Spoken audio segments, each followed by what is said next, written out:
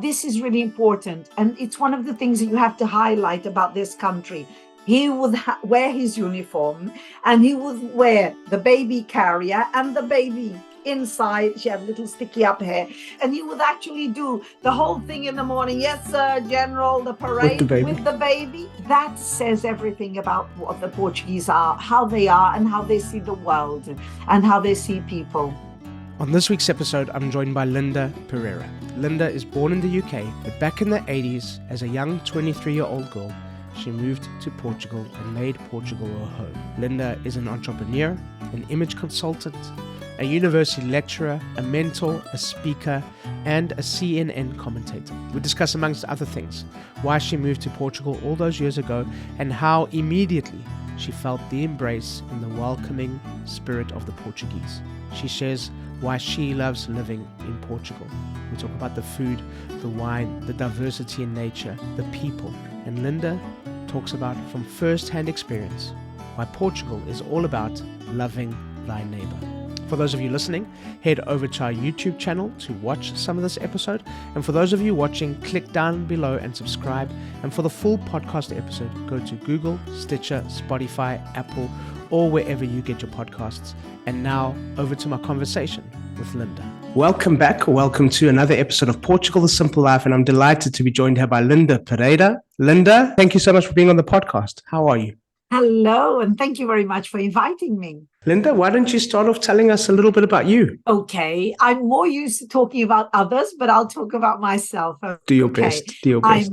I'm an entrepreneur. I'm also a strategic consultant for business, and I'm a CNN commentator because my area of speciality is strategic communication of brands and of companies, and personal, that's marketing. So I manage the image and the brand of well-known people. Okay, so I'm British. I have an English mom and a Portuguese dad.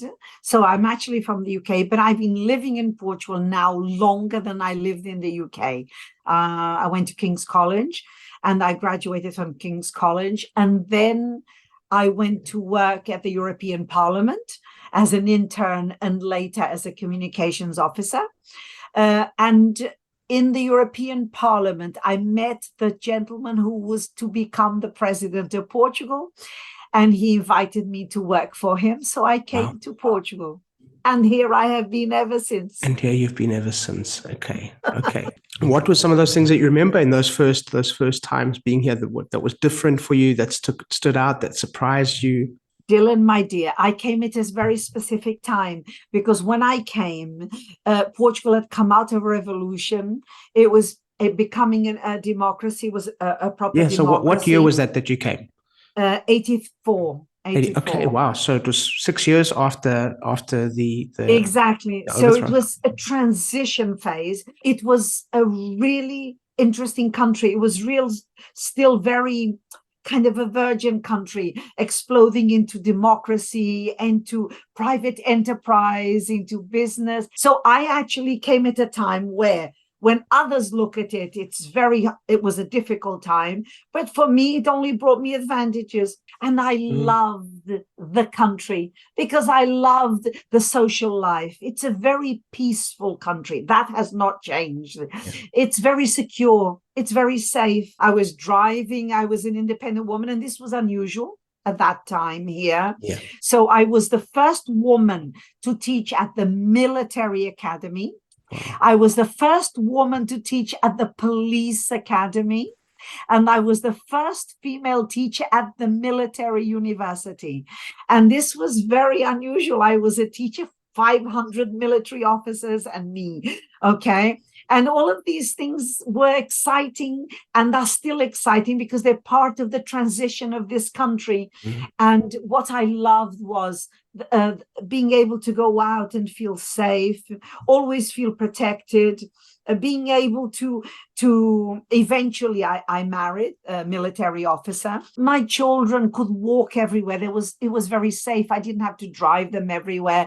I didn't have to really worry because it was a very safe country. We had a lot of, it was just not something I worried about. And that, I cannot tell you how important it is to a mother who has a professional life, because I never stopped working. After my first child, 5 days after having her, I was back at work. So having a village, because in Portugal you literally have a village, it still allows you to do that. You still can live here and have lots of support.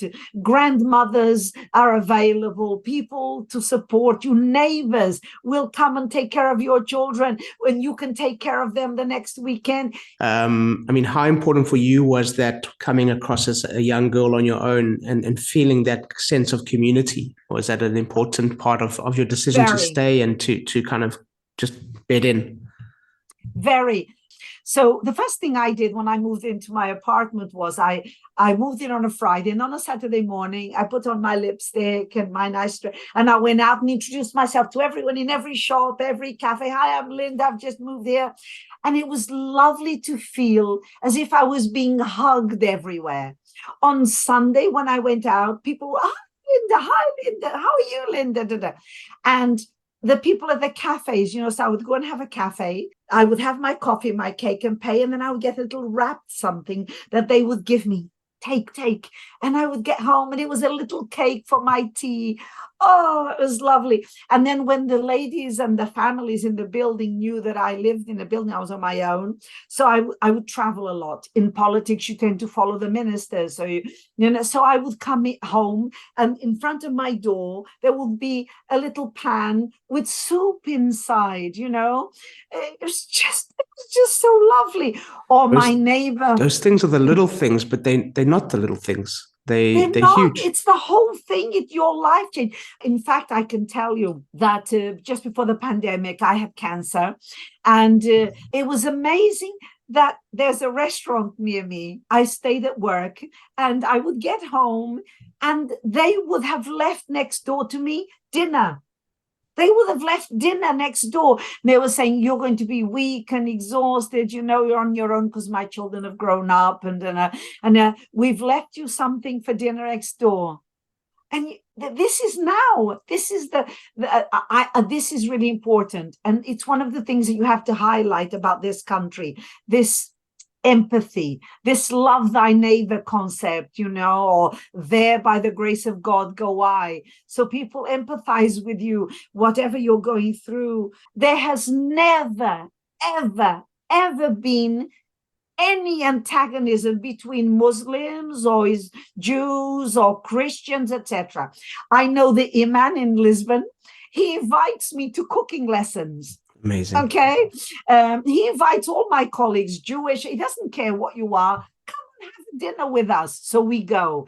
The Jewish community invites the Muslim community, and I often go to these things, and we all celebrate Hanukkah together with the Jewish community. Amazing. In Cascais, we celebrate Hanukkah. We celebrate Kwanzaa. Every time there is a religious festival, we're all out in the Bay of Cascais celebrating it with the faithful.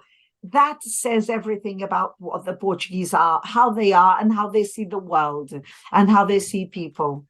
Food to the Portuguese is a connector. It is an expression of love. When you feed someone, you love them. You've invited them into your circle. Mothers just want you to eat and repeat and eat more. Friends just make sure, go to their house, and not just for tea, just for a cup of tea. No, because the table just starts getting things. And just a couple more people turn up, just join us, then bring something else from the kitchen. Yes. And food is taken seriously. It's taken seriously because they're very traditional about their recipes, very proud of their food. It's very good, but also very proud of the quality. And here in Portugal, you have to admit the quality of the ingredients is absolutely amazing. Fabulous, because it's one of the most geographically diverse countries in Europe. You get everything from mountains to plains to beaches. So everything grows. You throw it on the ground and it grows. So that's a great advantage. There is a lot of connection still to the earth, to traditional farming, to the way farming should be, to the simplicity of products. You got excited about wine there. So tell me a little bit more about the wine, Linda. I'm connected to wine producers, but I think that Portuguese wine, the only problem in Portugal is that we don't make enough. It's a small country, so you don't produce enough, because the quality of the wines in Portugal surpass all of the wines that you can have anywhere. You can compare it to any Italian wine, any French wine, and they'll still come out to be at the top of the list. You mentioned how safe you felt when you moved across. For you as a mom, how important that was to you. So you made a conscious decision, hey, I want to raise my 2 girls or my potential family here. What were those things that defined that for you? I mean, how important of a decision was that for you? One of the things that I thought was, I want to live somewhere where my daughters can walk to school in safety. I want to live somewhere where the neighbors know who we are. They know my kids. They're all watching, the whole village concept, taking care. I remember having a little girl of 9 months and being able to go to a restaurant and having her next to me in the pram with all my friends. And there she is, with a little piece of bread, chewing on the bread. Because people don't dislike children, or they don't think children are a bother. Children, in fact, everyone from the other tables would talk to my child, thank God, all these babysitters, while I had my food. I want my child to be secure. I remember the peace of mind if I was in traffic, phoning the school, saying I'm in a traffic jam, and they don't worry, the security guards got an eye on them. They're inside the playground. They're waiting for you. The place is locked. They will go out when you arrive. So there is this, it takes a village mentality to bring up your children. So my children were able to attend the same school from the age of 9 months to the age of 18 years. Wow. So the school had a primary school, the school had a nursery school, so the children, all of the teachers saw my daughters grow up. So my daughters have been invited back, because again, this is the Portuguese culture, to go back and talk about their careers and their life at the school. When it's Parents' Day or new parents in September, they ask, not only mine, I'm giving mine as an example, other children who've been successful, to go back and talk about their experience at the school, how to get the best out of the school, what they could. And this is very normal in Portugal. This is not unusual.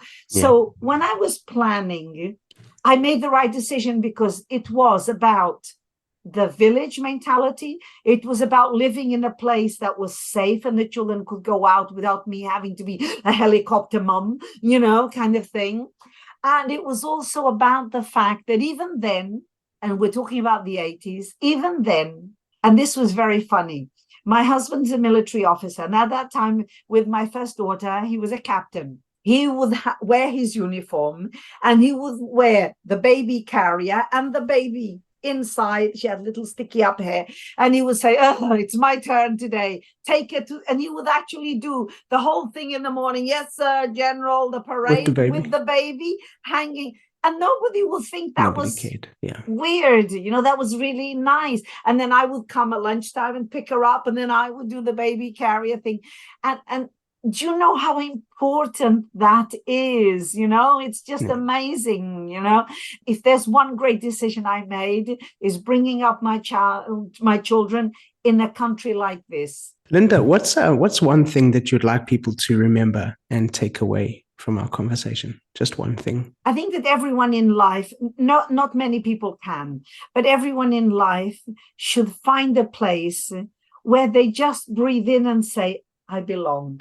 And some of us are privileged to find one. And even if you're not born in it, just to actually arrive and just say, I belong, I feel home.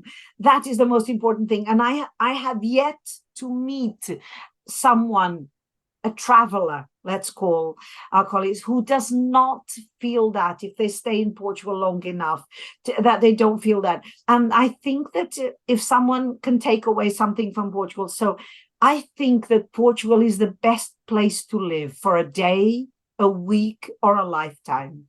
Wonderful. A question that we ask all of our guests. Portugal, the simple life, Why?